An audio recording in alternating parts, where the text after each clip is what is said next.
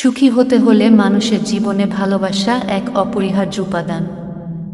ভালোবাসা কোনো বস্তুগত বিষয় নয়, এটি হৃদয়ের গভীর এক অনুভূতি।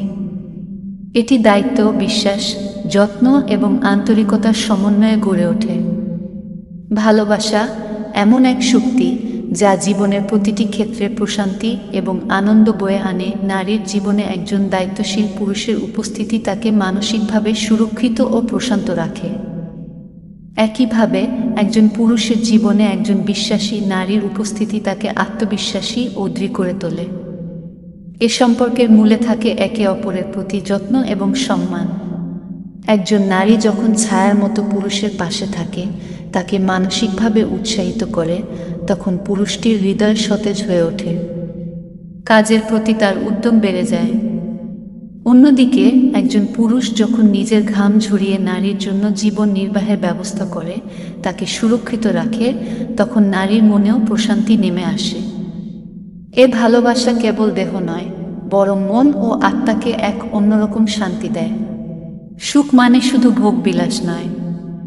সুখ হলো সেই অভিজ্ঞতা যা হৃদয়কে সতেজ রাখে, মনকে প্রফুল্ল করে। এই সুখের মূলে থাকে ভালোবাসা এবং একে অপরের প্রতি নির্ভেজাল দায়িত্বশীলতা। ভালোবাসা সেই পাখির গান যা মনকে বসন্তের মতো শীতল করে। এটি সেই আলো যা অন্ধকারকে দূরে সরিয়ে জীবনের পথ আলোকিত করে। তাই ভালোবাসা মানে শুধু মায়াবী চাহনি নয়, ভালোবাসা মানে দায়িত্ব, যত্ন এবং সত্যিকারের বন্ধন। এই ভালোবাসাই জীবনের প্রকৃত সুখের ঠিকানা। মানুষের জীবন অনেকটা জটিল, যেন এক মায়াজাল। এখানে প্রতি পায়ে পায়ে গল্প, প্রতি লাইনে রহস্য। গল্পের মাঝেও হাজারো গল্পেরা লুকোচুরি খেলে। জীবনটা যেন ছোটবেলার সেই কানামাছি খেলার মতো।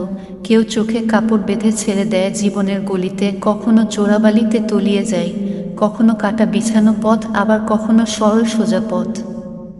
কখনো বা পথ থেকে বিচ্ছিন্ন হয়ে পড়ে যায় কোনো গভীর খাদে। নিজের স্বপ্নকে, লক্ষ্যকে খুঁজতে গিয়ে হাঁটতে বেড়ায় মহাশূন্যতায়।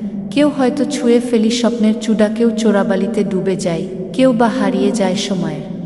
ছোটবেলার কানামাছি খেলাটা মজার হলেও জীবনের কানামাছি খেলাটা বড়ই বিভৎস। পথের খোঁজে পথ হারায় রোজ। এখানে গল্পেরা জট বেঁধে থাকে, আর আমরা রহস্য খুঁজতে গিয়ে রহস্যের বেড়াজালে জড়িয়ে যাই। গল্প খুঁজতে গিয়ে গল্পেই হারিয়ে যাই। আমার কাছে জীবনটা একটা খেলা, যেটা শেষ হয় মৃত্যুতে। এক অসমাপ্ত উপন্যাস। জীবন কখনো পুরোপুরি পূর্ণতা পায় না। হয়তো এটাই জীবনের নিয়ম, কিছু অপূর্ণতা থেকেই যায়। এই অপূর্ণতাগুলো নিয়ে আমাদের শেষ হয়ে যেতে হয়, অতঃপর মৃত্যু এসে দুয়ারে দাঁড়ায়। ব্যাস, গল্পটা এখানেই শেষ। মারিয়া ইসলাম।